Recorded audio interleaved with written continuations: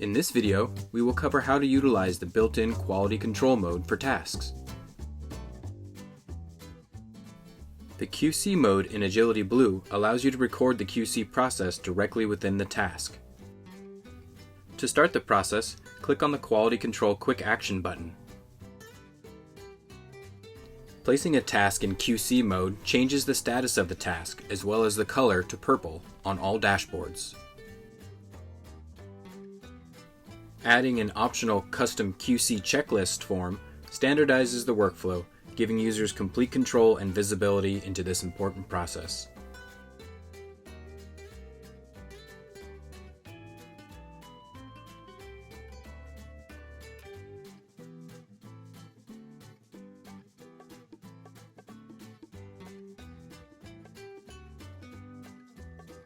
Once QC mode has been activated, users can either pass and complete the task if this is the final step in the workflow, pass, returning the task to normal status, or reject, which notifies your team that the task has failed the QC process and may need additional attention.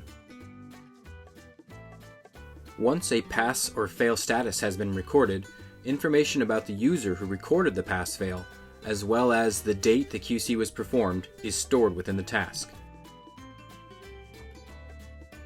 Tasks in QC mode can be easily identified from any of the task grids, as well as the task dashboards.